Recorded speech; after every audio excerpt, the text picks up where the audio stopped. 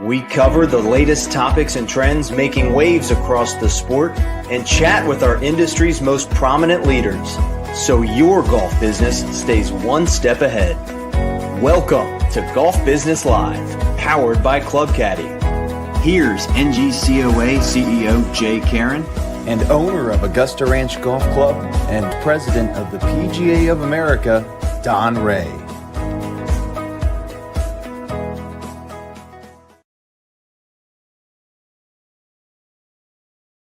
All right. Good afternoon, good morning, good evening, wherever you are located. Welcome to the April 2025 episode of Golf Business Live, coming to you live since the spring of 2020, powered, of course, by our friends at Club Caddie. To my friends at Club Caddie, I apologize. My neon light is not lighting up. This is the day the lights went out in Charleston. I don't know. We're going to have to, a good Etsy purchase lasted about 4 years. So I think we might have to make a reinvestment. But yes, apologize for that, Jason and team, but we love you. This is a show where we discuss happenings on the trade side of the golf business. I'm Jay Caron, CEO of the National Golf Course Owners Association, and the ham to my egg, Don Rea, owner of Augusta Ranch in Mesa, Arizona, and president of the PGA of America. Remind you that if you're watching, we invite your comments on YouTube, Facebook, X, LinkedIn, the channel of your choice. Don, are you home? How boots on the ground? How are things at Augusta Ranch these days, my friend? I'm home. I got a home in South Carolina. So I'm in South Carolina right now because it's a little closer to Katy, but absolutely still have a home in Arizona, and Augusta Ranch is still my home for certain. But yeah, on the road 180 days a year, you got to pick your poison of where you're going to be. So Augusta Ranch, it's so funny. You think about how long we've been doing this. I know we're going to talk about that a little bit, but just what has happened at Augusta Ranch, it's still awe-inspiring to me. When I see the top tracer bays, that they're so full, and how that's just diversified and created a funnel for us. Diversified our revenue streams and created a funnel for our business, the golf course. And now, the weather looked a little bit like it was going to get nasty in March. And you got about 100 days in the Arizona market to make all the hay you can before the summer happens and you start losing a bunch of money. So I was a little worried in March, but turned out to be a great year. And I will say after the first 3.5 months of this year, it's going to be our best year ever. And that's coming off 3 of the best years ever. So continue to get this push of demand in golf and people enjoying it, which is nice. Gotta love that. Gotta love it. Well, I have to say, it's a momentous episode. 5 years ago this month, we launched Golf Business Live. 5 years, half a decade. 1/10 of my life and probably 1/11 of yours. I don't know, but this has been an awesome run so far. I really, the reason we started this is to remind maybe the newcomers watching the show, it was COVID had shut our industry down, and we needed a vehicle to share with the industry what was happening on the national scene with all the PPP money and everything going on and craziness. And you had to share what was happening at the golf course. These are, and we brought that together in this show, and it was weekly for a while because people needed to know what was happening. And then once we realized we were going to survive this, we moved this to a monthly show, and we've had some amazing guests over the years, and man, proud to be part of this. If there was an Emmy for golf, video podcast, I think someone should nominate this one, right, Don? And you might get the Emmy as our star, handsome lead man. What do you think? Well, I think we're both handsome, Jay. I really do. But what I'm most proud of is we didn't do it because Dave Schultz agrees with us, by the way. Thank you, Dave Schultz. Dave, appreciate you. I've gone back and forth on LinkedIn with Dave Schultz, so it's good. I've known that man for a long time. When he invented Next Links, I remember seeing the idea, going, "Wow, that's amazing." So I appreciate Dave, even though we disagree a little bit online. That's okay. That's all good stuff, right? But I think the why of why we started this was so organic. We were just like, "What do we do?" And you and I were like, "Well, let's just get on there and start, expressing the best practices and foam, little pool noodles in the hole and my stick and how we were trying to find sanitizer because it was impossible to find." It was, I really am proud of the fact of what we did. I'm glad we've kept it going. And And I know we would have kept it going whether I got elected president or not. We're just two guys who really love the golf industry. We love golf course owners. We love PGA professionals. We love everybody who loves everybody who plays this game. So, yeah, we've done well. I don't know if I think we are Emmy deserving. I absolutely think that. But you know what? In our hearts, we're number one on the scorecards. You're absolutely right.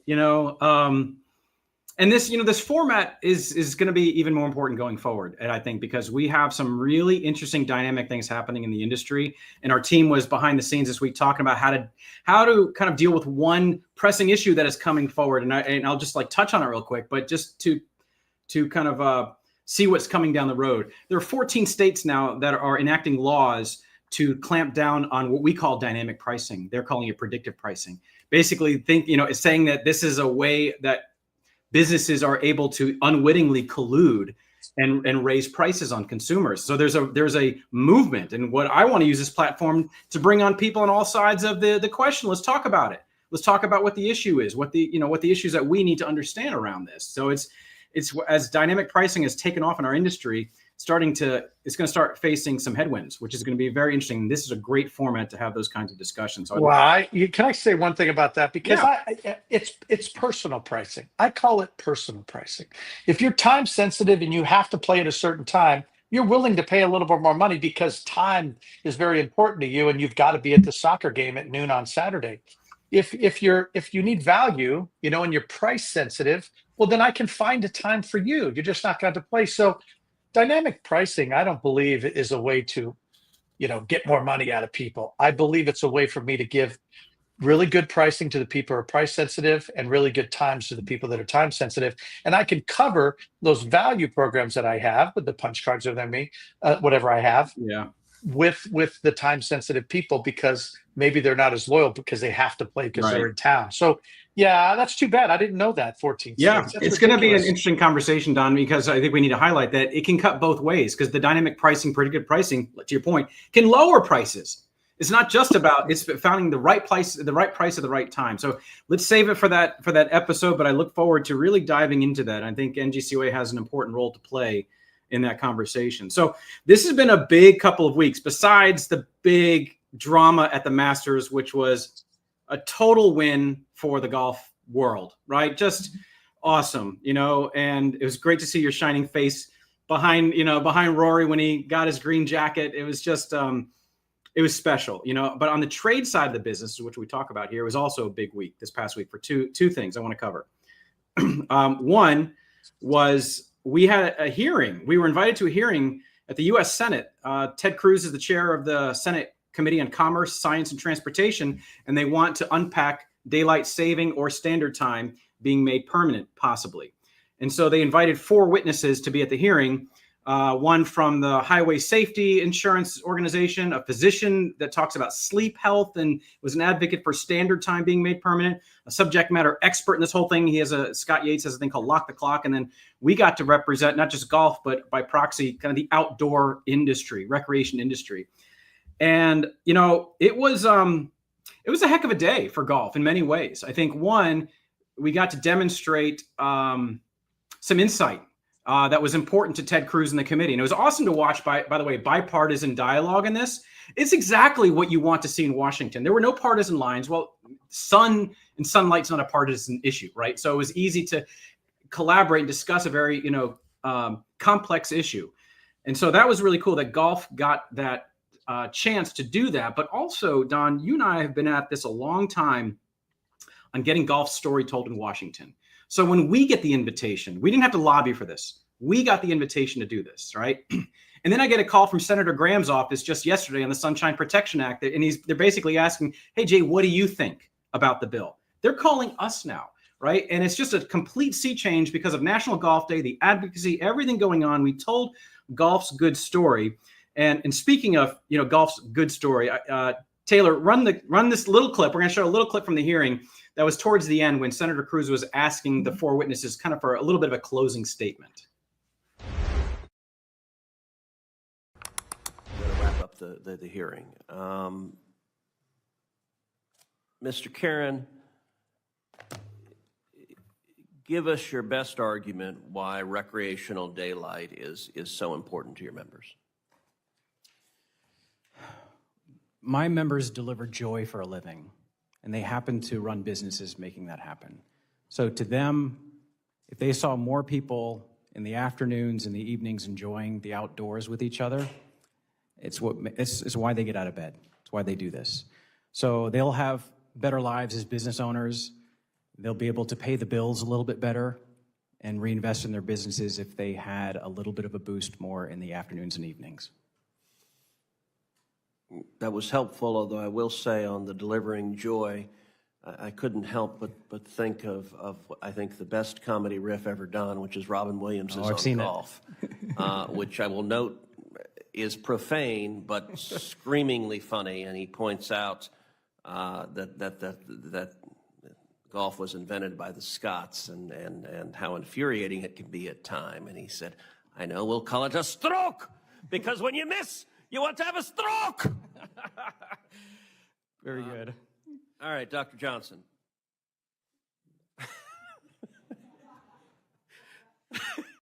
So good. I mean, Don, what was great about this is that we made an imprint in the halls of Congress, in the permanent record of the Senate, in this dialogue, right?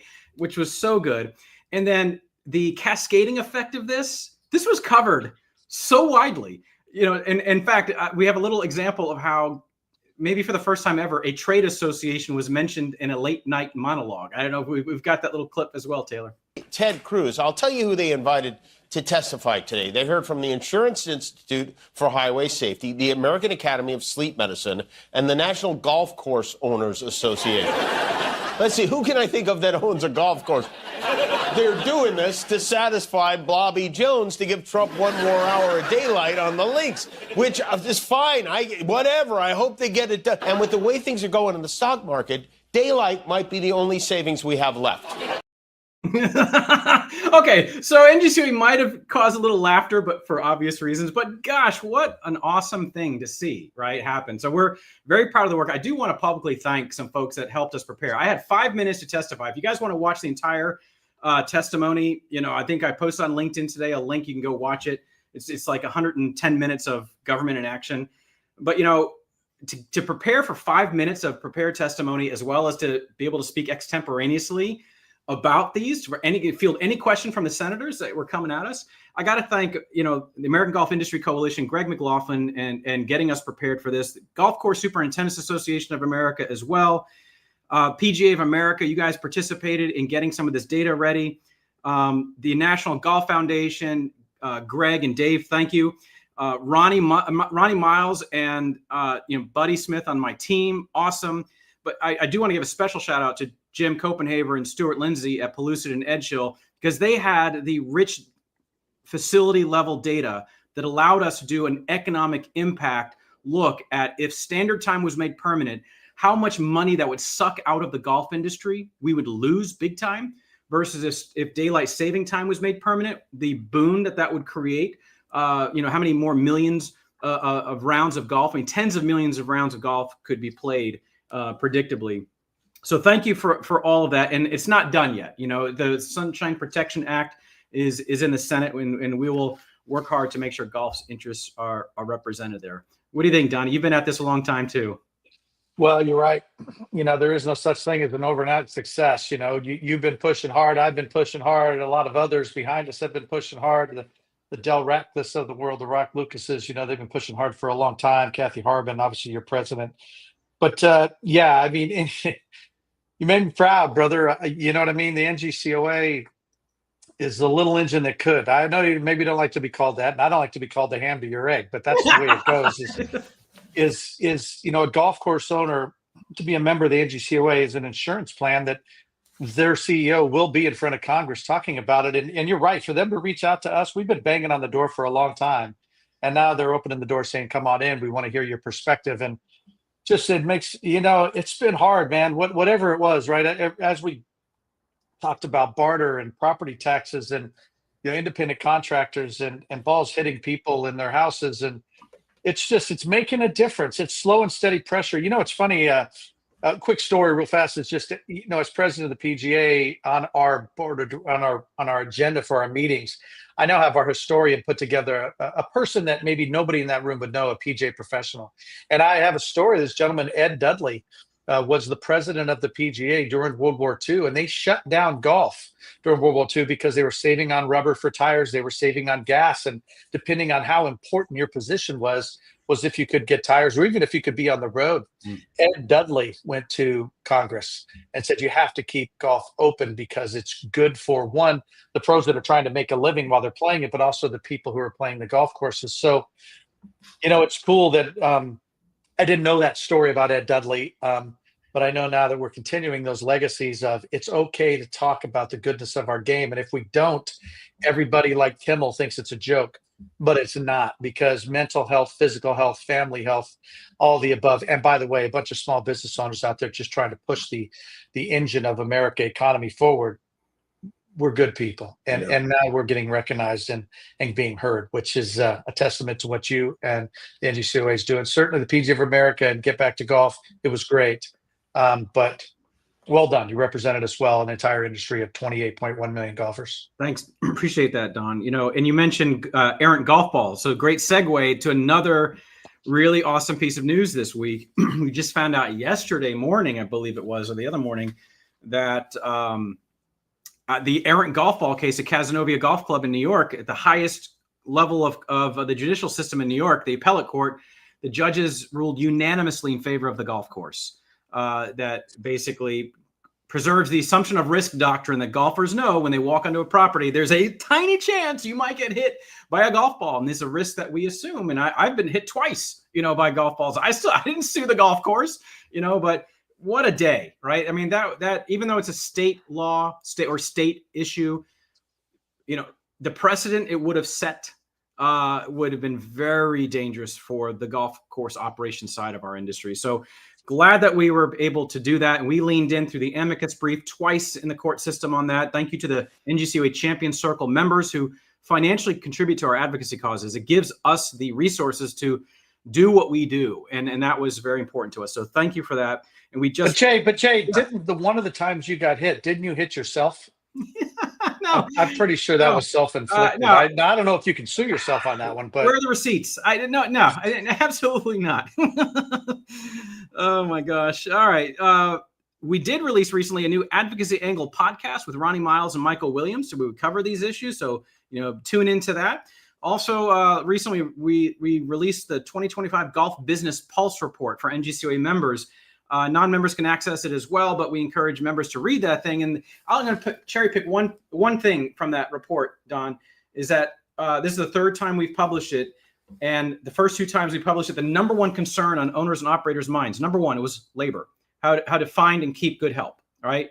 It was also the COVID reset of employment issues, just compounding that. But this year, the number one issue that overtook that is economic uncertainty, right? So that's, what do you do about that? Maybe, we need to develop some resources, just some of our best ideas to prepare for that economic tumult that might come. I think there are things we can do as golf course owners and operators to prepare for that. So be on the lookout, or go ahead and download your Golf Business Pulse report there if you're a member of NGCOA. We do have National Golf Day coming up here in less than, 2 weeks, maybe from today. We will be taking the hill as an industry. April 30th, May 1st, and 2nd is the total time period. May 2nd is the community service project that we love to do. Register today if you haven't already. We're going to have an amazing turnout. We got two particular bills on the table that we're going to be talking about. One is the Farm Bill, and essentially getting turf grass recognized as a specialty crop, because the science that we're putting into turf grass, and the superintendents and the science, are to make it more drought resistant, so we're not using as much water and input and so forth. So it's really important to fund the research that support. It's not just the golf industry. Anybody that's using turf can benefit from that. So really important. And we've reintroduced what we call the PAR Act now. It's to get golf off the sin list, House Resolution 1583. So we'll be talking about that, finally getting that anachronism fixed in the tax code. And we're watching a lot of other issues right now, Don. There's a lot going on. When I said dynamic, we're seeing more stories of chargeback issues with golfers and no-shows, and lots of stuff going on. And we encourage our members to go onto our Accelerate platform, share your stories. I know Harvey Silverman's got an article in Golf Business Weekly on chargebacks that's coming out. So be on the lookout for all of that good and important stuff. Wow, right? You know what? You know, the chargebacks too. You know what happens at Augusta Ranch is because older crowd, January through April, no doubt about it. You know, John goes up there, pays for his golf. Steve's behind him, and all of a sudden, John's going to pay for Steve's golf, right? So now I got a duplicate charge. Well, John's spouse is the one who goes over the credit card statement. She sees two charges back to back, and it's like, boom. And then she disputes it. Doesn't even talk to John. Meanwhile, Steve's playing free golf. And I'm like, I'm out the money, and I get charged because of the chargeback. So you're right. It's so dangerous now. And a lot of us are doing online prepay, which makes card's not present. So you're paying a higher rate. So I'm with you. You know, it's like one of those things where it's a cost of goods, I guess, of just running the business. You're just hoping not everybody disputes, but I don't know how you win those disputes anymore. I mean, we're going to show a picture of them on the first tee. I guess you could, but I hate that. Yeah, Harvey and I were talking about this, I think just last night, as a matter of fact, this issue. And it is, to your point, you can look at it because the frequency rate of this is so low that it's almost like, it's a cost of doing business. Almost, like employee theft a little bit here and there. It's like, it's just a cost of doing business. But when it feels like the credit card companies in this case are stealing from you because they're not even giving you a proper, forum to protest this and to really do, they almost always side with the cardholder. It feels like theft. And if someone's stealing from you, it's visceral. So it has outsized importance, even though the frequency rate is low, but it's high on, if you look at, put it on a quadrant, emotion, logic, and all that, it's high on the emotion side because it feels like someone's stealing from you. I got another thing that I just found out. Toast at Augusta Ranch. I went to Toast. It's been great. Interfaces with Sagacity. So I have my dynamic pricing. I've got a tool now for my top tracer. Before you get all the credit card deposits, and at the end of the month, you get a bill for the merchant fees. That's not what Toast does. Toast takes out their merchant's fee before they send me the deposit. And at the end of the month, there's a reconciliation. So before I got to sit on my own money and then pay the bill, now they're getting their money right when they do the batch. I'd never heard of that before. And I'm sure they're giving you a lower rate for that benefit that they get. Oh, sure. Oh, absolutely. Just with all these loyalty cards out there where they're jacking me for another percentage. I mean, the effective rate is the effective rate. This whole, it's just cost plus smoke mirrors. How you doing? Yeah. Oh man, so much to talk about on the tea time space. We got to get to Tyler. Tyler is I know. He's coming up now. We're 22 minutes into the hour. So before we bring him on, a little background here on Tyler Luedtke. He was featured here on Golf Business Live in February of 2023. We interviewed him just months after he acquired what was called then Sir Lancelot Golf Course and quickly renamed it Crystal Lake. At the time, he was and he probably still is, the youngest golf course owner in America at the age of 23. Since then, business has been doing pretty well at Crystal Lake, and we are thrilled to circle back with him 2 years after our previous show to see how operations are going. Welcome to the show, Tyler. Gentlemen, how are you today? Oh, hey, look, we're not the only ones that have aged. Look at this guy. What? It's no gray hair, and he's got more than I got, so I'm going to say he's doing well. It's funny. My manager, Allie, was sitting next to me the other day, and she goes, "Oh, my God, stop." And I'm like, "What?" She reaches over, rips out. I mean, it was a long white hair. I thought, oh, man, golf is going to kill me. But no, happy to be back. What a way to go, baby. What a way to go. Yeah, you'll have a smile on your face. If you're going to die, have a smile on your face. Exactly. For sure. But yeah, no, happy to be back. Thanks for having me. Well, awesome. How are things going at Crystal Lake? Talk to us. Give us I don't know if you know what Cliff's Notes are, but give us the Cliff's Notes version of the last 2 years.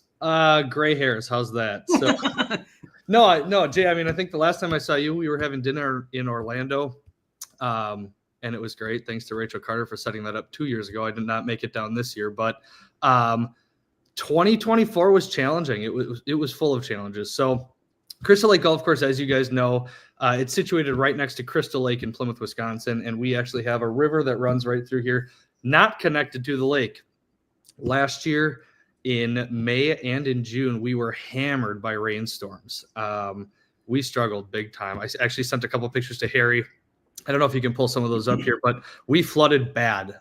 So we were down for a total of about a month and a half, just shy of 2 months, and it was really a struggle. I mean, at one point we had 7 holes that were open, And the big focus for me at the time was essentially keeping our leagues happy, keeping as many members golfing as we could. But I mean, how do you do that when we've got 7 holes that you can really play? So we fought through that, struggled through that, did our best to come up with some creative approaches. We did little daily news segments with some of the staff and highlighted some of the groundskeepers and younger staff that we had here, which, to be honest, was actually a lot of fun.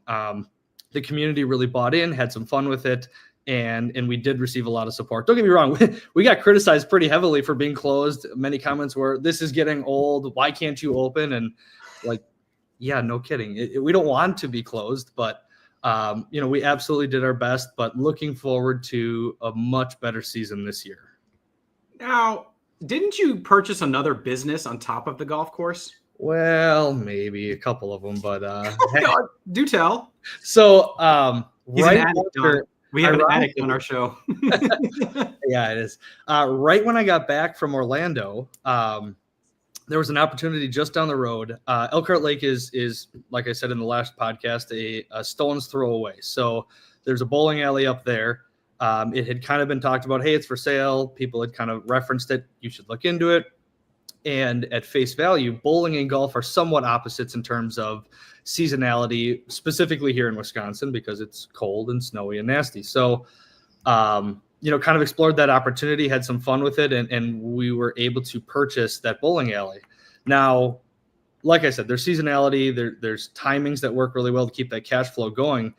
And there was also a really big banquet hall in there that we were able to tear out and put golf simulators in. So we have a brand new golf simulator facility that we opened in December up there. We had the opportunity to work with our friends at About Golf, who I also met down in Orlando. Got to experience their That's it. Yeah. That looks our great. new facility. So yeah, we've got the big curved screens in there. We named it the Approach at Anchor Lanes. We have a beautiful bar in there. Things really turned out well, and it was funny. I kind of was reflecting back at our last conversation, and I was more angling towards the outdoor golf, the Top Tracers facility like Don's got, but ended up being able to find a good opportunity and a good spot to run these simulators. So it turned out phenomenal, and it's really been a wonderful counterpart to the golf course. Let me ask you this about that, and I do want to save plenty of time for you to tap the brain of Don Rea as our veteran owner operator to ask some questions. But okay, who is frequenting the simulators? Are we talking mostly about golfers looking to scratch an itch at this point? Are we looking at families, people like the Top Golf kind of profile coming in just to beat the balls and so forth? Like who's the customer here? It's a huge mix of both. So to be honest, going into it, I was very curious as to exactly who and what demographic we were going to see. We ran a truncated golf simulator league, and there you've got your more diehard golfers and whatnot, just finishing that up this next week. But then you're also seeing a lot of kids and families, corporate events, a lot of birthday parties. So we're really able to kind of advertise and market to a much wider variety of customers and bring them in and give them a different experience. I look at simulators very similarly to Topgolf, right? It's more of or I can see it becoming more of a proving ground or test site for people that might want to get into the game. They might be uncomfortable going out and having a group right in front of them or right behind them, and getting to learn the game and play with it. And I'm sure you guys have seen these simulators are pretty advanced now. You can really work on your game and improve your skills. So they're a great counterpart to the golf world. Don, have you done simulators at Augusta Ranch? Or is it right now focused on the Top Tracer stuff? Dude, I have a parking lot problem. My parking lot's not big enough because of Top Tracers, so they're parking on the street. People are getting tickets. So right now I'm blowing out islands so I could go grocery store style on my parking lot. But believe me, if I could do it, I would. And I put in a little pop shot things too. I think an artificial putting green course and simulators, why not go all in if you're going to diversify your revenue streams and be your own funnel, Tyler, like you have done. But I do have a question for you. Like, how are you? Like, our big goal at Augusta Ranch, right? The restaurant's on the south end of the property. And I tell everybody, we're moving people north. from the restaurant to the range to the putting green to the first tee. That's our goal in life. Transition them into a golfer. How are you getting people from this new facility that you have down to Crystal Lake? It's a good question. And in all honesty, we really haven't even dove into that yet, right? The simulators are so new. We've been learning so fast. So another photo I sent to Harry. My manager up there, Allie Franzen, she's worked for me for a few years. Absolute rock star. She came in and has been managing up there, and through just the discussions with our customers and whatnot, she has really done a great job of cultivating sort of that customer base to either come look at the golf course. I mean, we had a number of people that were in 2 weeks ago. They lived 10 minutes away. They had no idea that this golf course, Crystal Lake, was even here. They hadn't heard of it. And I'm like, wow, that's crazy. So really have kind of exposed some of maybe even the areas that we need to focus on as the golf course to be able to reach other customers and different people that haven't been exposed to us. So in that transition, she's also going to be managing here this year by popular demand. So super excited to have her and kind of help keep everybody moving and be able to refer people back and forth. And, the added benefit, if we flood like we did last year, we do have some flexibility now to be able to kind of move people around, move golfers around, and retain that business in-house. Dude, so I'll never forget, 7 years ago, I wrote an article, one of my columns for Golf Business Magazine, and I was encouraging, this is maybe 8 years ago now, I was encouraging owners and operators to try to take control of the simulator opportunity, right? And because if they didn't, and it had not spread like wildfire yet, it was happening and there had been places out there, but it wasn't like it is today already. And I was looking at Steve Graybill, owner of Fox Chase and outside of Lancaster, Pennsylvania. I was like, Steve, you of all people could go into, the little town of Ephrata, Pennsylvania near you, go into that dead Walgreens, breathe life into it with simulators, call it Fox Chase 2, and cross-pollinate, create the connective tissue between you, and this is your off-campus, on-campus location, whatever it is. I wanted golf course owners and operators to control the fate of this like you have, in this situation, because you are the connective tissue. To Don's point, you can move someone south to north on your campus. Now, for both of you, think about this. Zoom out now and look at the fact that we've got, according to the NGF, like 2,300 of these facilities now. In Korea, they call them golf cafes. Let's call them golf cafes. 2,300 and growing in America. And what's going to be the connective tissue, the programmatic connective tissue that all these millions of people that are going to be beating balls and having the birthday parties and all this at independent standalone simulator joints, what's going to get them to the green grass side? Because the simulator owners, these golf cafe owners, they want them coming back to them, right? So what is the quid pro quo? What is the programmatic thing we can do in this industry to cross-pollinate to both sectors? Otherwise, we're just going to hope that it organically happens. When we've got an amazing opportunity with this new sector, I don't know, what do you think? Tyler, if you only had the green grass golf course and someone else opened up a sim joint 5 miles down the road and they're bringing in all these people and you didn't have the facilities to do it, let's just say, or you couldn't, invest in the capital, what would you do to try to create some connective tissue between you and that business? Sure.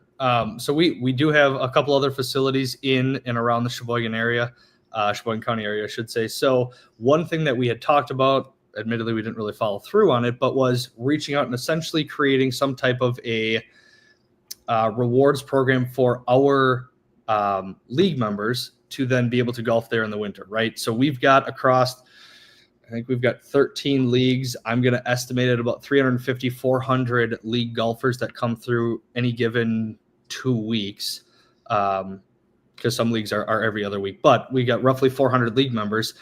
That is a huge amount of golfers that can be funneled then into those simulators. So, obviously I've kind of cheated the system, right? Because I have both and I can move golfers within my own organization. But for the people that don't necessarily have the green grass, they, I think coming up or working with local golf courses and creating a good working relationship with them is going to be huge, especially if, right, tee times are full. Okay, can we move you over to a sim facility?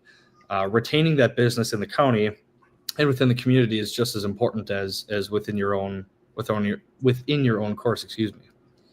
Don, what do you think about that? Oh, well, I love no, one question. Are the bowling lanes still open? Oh yeah. You got to come roll Okay, one. maybe. Well, strikes and strokes, dude. This is what the Strikes and Strokes Invitational. You get and you'll tell all the golfers, go find the best bowler because he's going to be your partner in a two-person scramble in bowling and in golf. You could bridge the gap between big bowling balls and little golf balls. This could be amazing, Tyler. I am super pumped because I think that would be cool, right? I mean, when 8% of the population plays golf, I mean, I don't know what percentage of the population bowls, but this could be amazing. You could actually do like a bowling golf Olympics where you go real golf, you go night golf, you do simulator golf, and then you do bowling. And the trophy could be amazing, right? It could be a little tee with a big bowling ball on it. I don't know. But I think that's what you do. I mean, no doubt. Yeah, we don't want to. I mean, you want to track your customer. And hey, believe me, I haven't figured that out at Augusta Ranch yet. We have toast, but I still can't track. Did somebody just eat at Scratch Pub and Grill, and now I got them to be a Top Tracer, customer, and then I got them a tea time? I'm not sure yet. We're still figuring that out. But I think all of the above of what you're doing. I mean, you have an ability now to be a funnel into people who love bowling. They love bowling. And could you get golfers to recruit bowlers and bowlers to recruit golfers so they could play in this Strokes and Strikes Invitational? That'd be amazing. We are actively working on setting up a tournament like that. And there's actually another bowling lane south of us, about 20 minutes south of us. They do one of those in the summer as well. So we're very excited to be putting one of those together as well. More details to come on that. But Don, I got an idea for the PGA of America. All right, Brady, what we got? So, there are these tech platforms now through the cell phones that can identify where people are. Where are they walking near a certain business or not? With 2,300 locations of these golf cafes and trying to, again, build this connective tissue, you got a lot of tire kickers that come to these simulator joints, right? A lot of them. If the PGA of America was able to advertise PGA Coach, hey, like onto their cell phones, whatever, because the geofencing, geotagging knows these people were near these simulator locations. It's time to take your game up a level. Let's learn the game together. And then when you create a golfer, they're going to want to go to the green grass place, right? They're going to want that. Like what causes them to want to go out to the scary 18-hole facility? It's they want to feel a little bit of accomplishment before going. If they can do that, that's one of the biggest roadblocks to people coming to the golf courses in the first place is the fear of embarrassment. I'm not good enough, right? So what if the PGA Coach was the first part of that connectivity after they experience, an awesome simulator place and they say, I want more of this? Yeah. I think from top down, that'd be tough in the PGA of America. Now, bottom up, I think it could happen, right? I mean, if I had deputized 31,000 PGA members out there, and this what I think would be good is where is the heat map of those simulators? And so Tyler doesn't own a golf course, and now he's opened up the simulator business as a golf course owner. That should pop up on my radar of like, oh, I'm going to go talk to that guy. That's a possible funnel for me. I kick him some money. We do it in hotel providers all the time in Scottsdale, right? If the hotel sends me around to golf, I give them 20% off. I could kick that 20% back to the simulator guy and say, listen, you help me convert them into golfers. I don't believe it's going to hurt your business. But if they book a tee time at Augusta Ranch, I'll pay you for that lead in a sense, right? Once again, happens all the time in the hospitality industry. So, yeah, I love that idea, Jay, but I think it's golf course owners or simulators, both ways, reaching out to each other and go, hey, let's do a little barter back and forth here. And I mean, in a good way, where money's changing hands for us supplying leads. Because I get a bunch of people in my restaurant. I could easily say, hey, have you ever played simulator golf? Go over here to Tyler's place and see what they've got. There has to be symbiosis for that to work. You have to offer something to the simulator joint in return for those partnerships to work. Yeah. Now, Tyler, looking back on the past year or two, has the financial performance, the net of what you expected, have you performed as you had hoped to as a golf course owner or operator, and is your bank happy? Yes. Yes. So quick couple stats that I was able to pull, actually more in reference to last year's loss of play. So in 22, when I took over, we did about 8,500 rounds, which really was not a lot, right? There's a lot of courses that are pushing 25,000, 30,000 rounds a year. But given the constraints that were on the course, it was doing about 8,500, maybe 9,000 a year. We doubled that in 1 year, which was a huge opportunity or huge success point for me to say, okay, right, we took we took this small number and we already doubled it in year one. Coming into year two in 24 last year, I was like, oh, we can definitely hit our 20,000 mark. You want to guess how much we had with being down high time? With being down? Yep. 21,800 rounds. 7,500. Oh, whoa!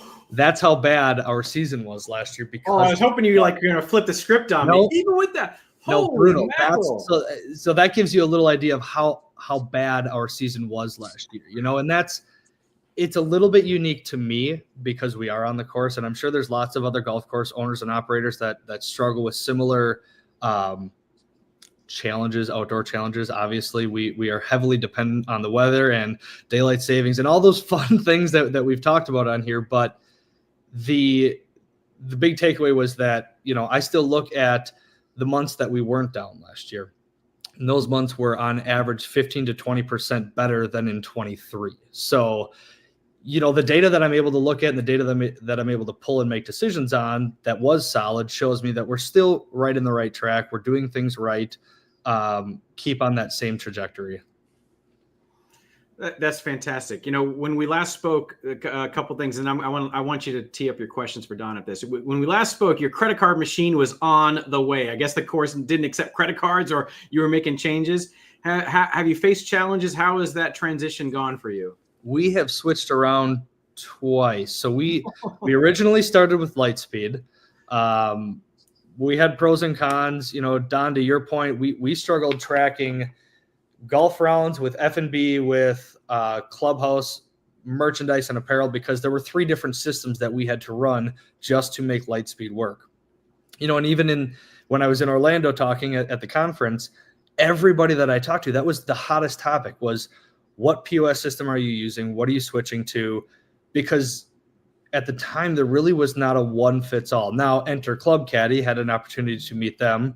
And so now we are working with Club Caddie and have them. And there's things that work really well. There's still things that we're learning how to optimize and use to our full potential. But, we're definitely in the right track there with Club Caddie, as well as being able to see our actual reporting and measure better statistics to track our golfers a little bit better. I mean, like I said, there's a lot of things that we need to do on the back end to fully utilize that platform. But, they seem to be a great group to work with. We've got a technology conference that will be launching registration here soon, October 14th and 15th in Frisco, Texas. So, come on out, all you tech savvy and technophile and technofear people. Come to the Golf Business Technology Conference this fall. We'll have lots for you there. Okay, so what have you got for Don? I know you got a couple questions.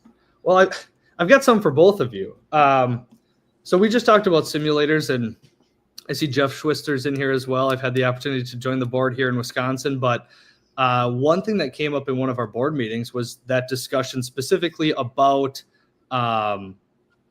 simulators and their role in the golfing world. So we had some discussion as, obviously always wanting to bring in new members. Where do you see simulators fitting in with NGCOA in the membership role? Is that something that as an organization, everybody can be working to recruit those, and where do we see them falling in? What a great question. I was not expecting that, but interesting timing. Tomorrow morning, we have an ad hoc committee of our board meeting to discuss the golf entertainment sector and what they may need. I've been having conversations like Tari Cash, who owns City Swing in DC. She's got 2 locations. We've been talking to this sector for a while now and trying to see, well, one, we know that they could use an association. There's no question about it. The question is, culturally, does it fit with NGCOA? That we got to figure that out, right? I mean, we're all business owners and everything, and these are digital golf courses. So even though they don't own the golf courses that people are playing on there, it's a digital golf course, right? And so is it better for us to bring them into the community, serve them, lead them, and all of that as part of this golf world and this golf course ownership world? It's a question we're addressing now. And I want to, from a business standpoint, Tyler, it makes all the sense in the world. It's a new membership category, all of that stuff. It needs to be a cultural fit, I think, for it to really thrive and work. And that's the questions will they feel akin to, if you only had a sim joint, would you and Don have enough in common that you feel like we belong in the same association? That's what this has got to feel like. Is can the tent get wider and everybody feel the same good feeling about the organization, right? Sure. That's what we're going to explore, because that has to happen. Otherwise, it's an uphill battle and it won't feel as natural as it should. Yeah, no, that's perfect. That's a good point. So, Don, you're the big golf course owner here, right? How do you at your course, what do you look at for measuring your success, right? Is it rounds played? Is it spend per golfer? Is it just completely bottom line? Where are you looking at, I guess, where are you setting your goals and how are you measuring your success? That's a good question. You know what I mean? It's funny. Strength Finders 2.0. I don't know if you guys have done Strength Finders before, and it gives you these 5 personality traits. And my number one was competition, which didn't surprise me. But I've never been about the money, right? And then what I did figure out that when my boss was ripping on me at the golf club at Eagle Mountain about where my financials were, I became very competitive. And if that was the scorecard, EBITDA or whatever it might be, then rounds of golf, whatever it might be, then I was going to win at that. And so how do I measure my success? I certainly like measurable things, and I'd have to say at the end of the day, it's got to be profit, right? I mean, I love rounds of golf. I love revenue. But at the end of the day, how can I take care of the facility better? How do I get more bonuses? How do I get, some of the deferred capital projects that I need done? It's got to be profit. It has to come at the end. But man, Tyler, I love what I've been telling PJ members, and I'm on the road a lot now, which kind of bums me out. But I measure it by walking around my business and seeing who's playing there and if they're having a good time. And the staff, are they having a good time? If I'm financially successful, but I'm walking around in a facility that's beat to heck because I haven't put any money into it, and my staff is just working because they have to, not because they want to, then am I successful?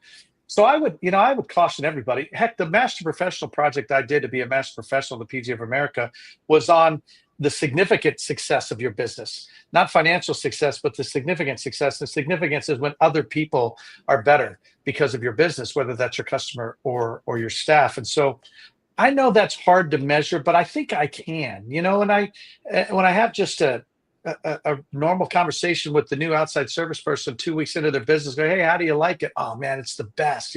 I love it. Then I know I'm doing things right.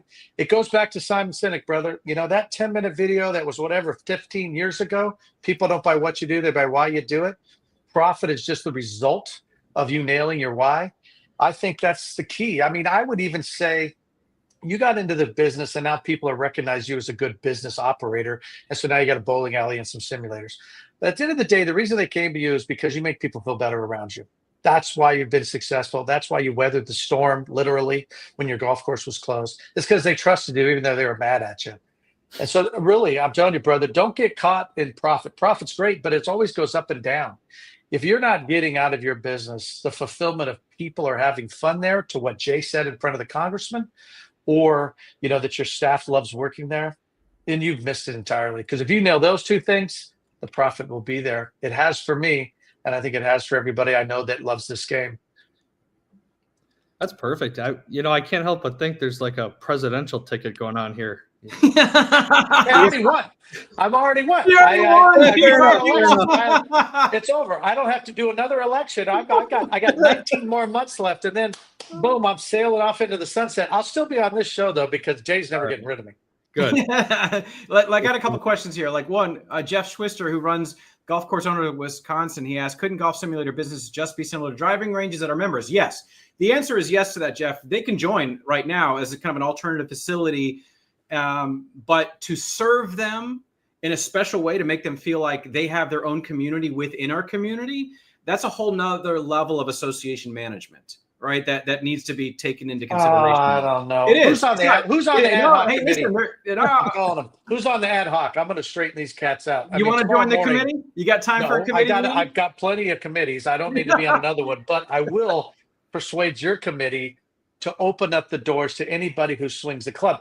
Listen, we're either going to be part of the solution or part of the problem. If they're out there in no man's land floating around and they're not teaching people how to play. I mean, if you like a video game, you like a hack, right? I want a hack to get to the next level. Guess what a PGA coach will do in a simulator business? Hack them into beating all their friends, because that's what fun is. It's beating your little brother or your dad or your grandpa. A PGA coach can get you there. So you are the front lines of defense, Jay Karen. So if I'm on that committee, I'm not going to show up, but I'm voting for you recognizing simulator businesses as golf course owners, because it's a course that you don't have to water, which is nice. You don't have to mow, which is nice, but you're cultivating the future golfers, which is what we're all about. I'm with you, Donnie boy. We have a question from Ken Emerson, who I believe is out in Arizona building a business of his own. At such a young age, how did you find funding to purchase the golf course and then later on purchase the bowling alley? Good question. So I know we had touched briefly on this the last time, but to sum it all up, I'm going to say work local, right? Local banks are always going to be your best friend, your best advocacy to do the projects and be as successful as you can. They are the ones in the community. They are the ones with their ear to the pavement. So I had an opportunity to work with one of our local community banks, knew some of the bankers there, reached out to them, and together we worked together. And I'm always going to say that it's kind of a partnership because I couldn't have done it without them. You're right. At 23, how do they take a stab on a $1.6 million golf course when, again, I'm out of college. I'm just out of college. What experience do I have? So, hey, college boy, show me what you can do. Exactly. So, we worked together on that, went through those financials, kind of went through that business plan to see what worked, what didn't work, how can we grow this business? And, like I said in the last one, this golf course never took credit cards. This golf course didn't have any social media presence, didn't have really any following as was reflected in those lower yearly rounds. So simply by coming in, putting the effort into, be a little bit more technologically inclined, right there, we obviously were able to grow significantly. And the bank was able to recognize that. So like I said, I would push anybody that is interested, and I've been reached out to many times by people who are working on little golf projects, whether it's a driving range or looking to buy a course, with that same question. How did you do this? How do I do this? What are your totally blanking on that one, but how would you advise us to proceed? And I would always say, go find a local bank that knows your area, knows your community, and explain them, get to know them, build that relationship. And you went to the same bank for the bowling alley? Correct. Yep. Super. Okay. Don, any parting advice for our friend here for the next couple? And like in baseball, what is it? Your rookie year, and then there was the sophomore jinx. You had the sophomore jinx. That second year, isn't that that's baseball terminology, right, Don? It's like the sophomore jinx. It just hits you hard, and you might not perform like you thought you might. Now coming out of that is where we've got, do you have the staying power, right? Is now, okay, you got a few seasons under your belt. What decisions are you going to make? Don, what would you advise Tyler now from a performance standpoint to make sure he stays strong? Well, I think just for men early, because once you get this much gray hair, you can't go just for men because everybody knows you're doing just for men. So weave it in now, brother, and nobody will know you have gray hair because, once you jump the shark and you already got this going, you're jacked. You know what? I think is cool. This business, it's going to punch you in the mouth, man. It just will. And it's going to do some other things to you too. And I think, they say there's golf gods up there and you don't jump in front of a birdie. There's golf course gods too. And they want to know if you really care. There's a lot of people who are like, I'm going to buy a golf course someday. And they do it for whatever reason. Pride. They think it's easy. They don't really love it. I mean, Jay, I have to go back to your comment. Everybody laughed about it. But saying that your owners, your members, wake up every morning to make sure somebody has a better day. Like this is the hospitality industry, and the golf course gods are going to punch you around a little bit to see if you're in it for the right reasons. Because if they can shake you down after a year or two, well, then you shouldn't have been in anyways. Because if you're going to join the ranks of golf course owners, you're going to join the ranks of a PGA professional, LPGA professional. That means you care about this even when it doesn't care about you. It's unconditional love. If your love for golf course and golf industry is conditional, just get out because you're not in it for the right reasons. But if it's unconditional, then you're going to take a punch in the mouth and you're going to go, bring it. A home run's better after you strike out. That's a fact. And so all the success I've had at Augusta Ranch, yeah, we've earned it. And I would say we deserve it because we were there during COVID when they tried to shut us down. And it was me and 3 employees just working three straight weeks. And why'd we do it? It wasn't for financial success. I swear to you, it wasn't. It was for those veterans and those people who were coming in my door going, Don, please don't close the golf course. Now, that's where I reached out to Governor Ducey. It wasn't to save Don's arse because I was worried about bankruptcy. It was because I had a bunch of people that they had to get out of the house or they maybe didn't have a reason to to get out of the house and live, right? And that might sound pretty dramatic, but I've seen it on PGA Hope. I've seen it with families. I've seen a grandfather-granddaughter connection on a golf course. This game changes and saves lives. And if you're in it for that reason, you'll take that punch in the mouth because it's part of you. So yeah, I mean Tyler, you've already got that, brother. But I'm telling you, there's going to be times. Believe me, there's times I looked at the parking lot at Augusta Ranch and all the cars out there were employees, and I'm like, what am I doing? Mhm. I got more cars in the parking lot, and none of them are customers because it's raining and no one's sending anybody home. But guess what happens? You keep the why your why, the number one thing, and yeah, golf will reward you, whether it's smiles or some checks. It's nice to get some checks. I'm not going to lie. Katie's going to college because I didn't buy a couple houses because Augusta Ranch isn't doing well. I mean, it's doing well. But, man, I drove a beat-up B2000 for 10 years. I know that. What do you drive, Tyler? I drive an F-150. Boy, 2,500? Are you a 1,500 guy, dude? Well, yes, I'm a 150 guy right now. That's not a truck, dude. Come on, you gotta go, boy. You can't even tow a fifth wheel right now. Don, what are you driving now?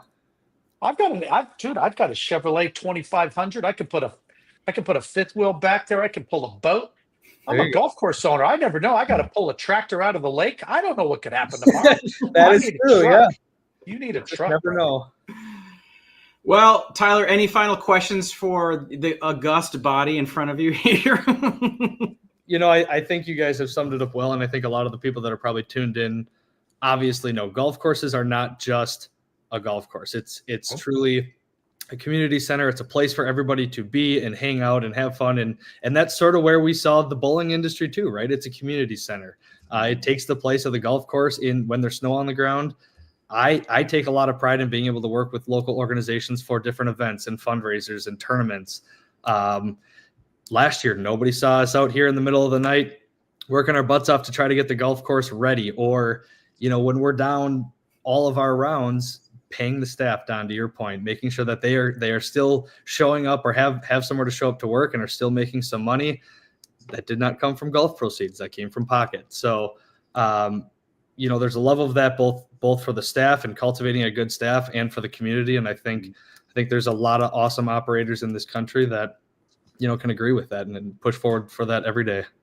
What already did, Jay, it just popped into my head.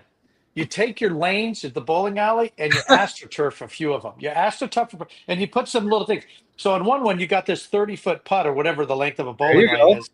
And maybe in the future you could actually move it, and every frame is a different green, right? Yeah, you're going to need the bumpers, Don. On those putts, you're going to need the bumpers. I know you will. No, gutter balls are beautiful. Let them do the gutter ball. Everybody would be all bummed out. You could have putters and boulders right next to each other on the lanes. That would be amazing. Don, I'm going to hire you in 19 months. I'll come for free. I don't need to get paid. I'll come for free. I just give me a tee time and pick me up at the airport. We'll call it even. Let's do a Golf Business Live on location, right? And let's go to Wisconsin and make that happen. I'm in. Tyler, listen, man, it's great to see you. Really good to see you. And hopefully we can see you at either the technology conference and or the golf business conference this year. Let's get you out and in the community again.